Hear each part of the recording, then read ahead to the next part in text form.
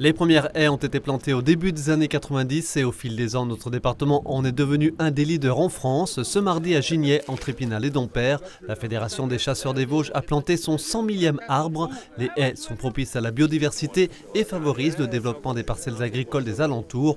Une plantation en présence du président de la Fédération nationale des chasseurs. Les autres le font, mais pas tous dans les proportions qui sont faites ici, c'est ça que je voulais dire.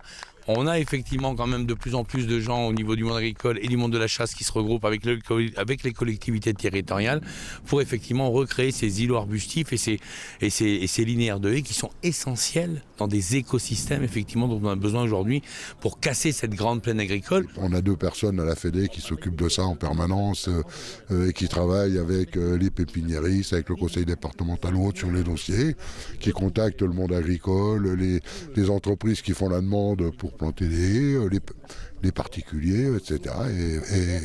Et ça roule, en règle générale, ça roule bien.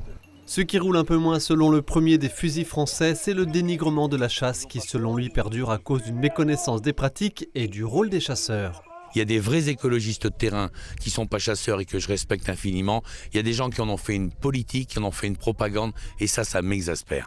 Donc là, on est avec des gens de terrain. Il y a ici des gens qui ne chassent pas, la majorité ne chasse pas. La majorité sont des amoureux de la nature. On peut s'entendre et on peut discuter. À partir du moment où on n'a pas des gens qui sont là pour nous donner des grandes leçons tout en ayant le cul posé dans un fauteuil à Bruxelles ou à Paris. Et ça, on ne le supporte plus dans nos campagnes. La saison de chasse se termine. Selon les prélèvements réalisés, une bonne saison. Près de 10 000 sangliers prélevés, un peu plus de 9 000 chevreuils ou encore 1900 cerfs. L'évolution significative à la baisse concerne les chamois que les chasseurs ont épargnés en raison de la pression déjà exercée sur l'espèce par la fréquentation croissante du massif. C'était une centaine de prélèvements il y a 2 ans en arrière. L'année dernière, une année comme cette année, on va déjà descendre en dessous de 40.